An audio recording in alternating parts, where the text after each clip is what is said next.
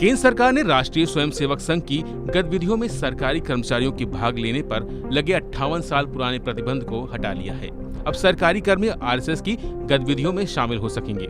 वहीं सरकार के इस आदेश पर AIMIM सांसद असदुद्दीन ओवैसी ने कहा कि मुझे लगता है कि यह बिल्कुल गलत है, क्योंकि आरएसएस के सदस्यता फॉर्म में कहा गया है कि वो भारत की विविधता पर विचार नहीं करते, वे हिंदू राष्ट्र की कसम खाते हैं। मेरा मानना है कि सभी सांस्कृतिक संगठनों को इसकी अनुमति नहीं दी जानी चाहिए।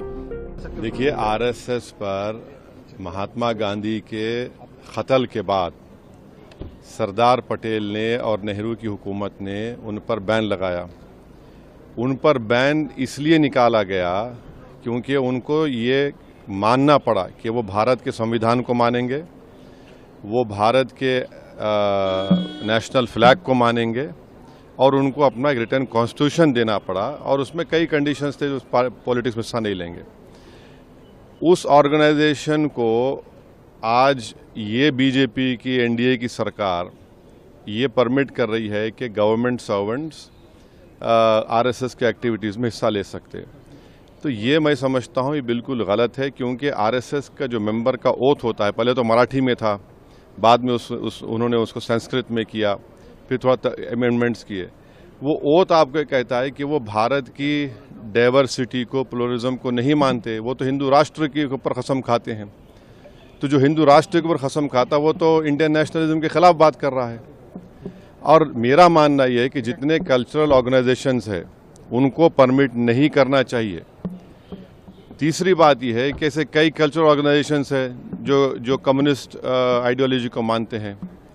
ऐसे कई कल्चरल ऑर्गेनाइजेशन, मिसाल के तौर पर जो जमात इस्लामी है।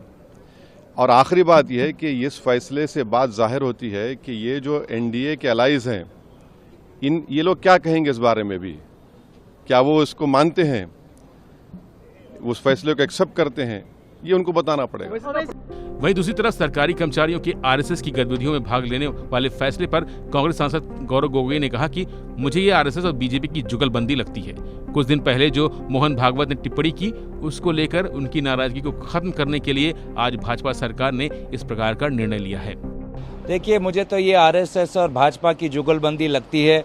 कुछ दिन पहले मोहन भागवत जी ने जो टिप्पणी उठाई भगवान को लेकर, सुपरमैन को लेकर, उनकी नाराज़गी को ख़त्म करने के लिए आज भाजपा सरकार इस प्रकार के रूलिंग निकाल रही है। और हमें पता है, चाहे यूपीएससी में हो, चाहे एनटीए में हो, आज देश की जो दुर्दशा है वो इसलिए ही है क्योंकि आरएसएस के लोग अब सरकार के हर वर्ग में घुस रहे हैं। हालांकि सरकार के इस आदेश के बाद आरएसएस का बयान भी सामने आया, जहां राष्ट्रीय स्वयंसेवक संघ के अखिल भारतीय प्रचार प्रमुख सुनील अम्बेकर ने केंद्र की मोदी सरकार द्वारा सरकारी कर्मचारियों के राष्ट्रीय स्वयंसेवक संघ की गतिविधियों में शामिल होने पर लगे प्रतिबंध को हटाने का स्वागत किया है। राष्ट्रीय स्वयंसेवक संघ गत 99 वर्षों से सतत राष्ट्र के पुनर्निर्माण के विभिन्न कार्यों में लगा हुआ है और समाज सेवा के विभिन्न कार्यों में वो सतत संलग्न है।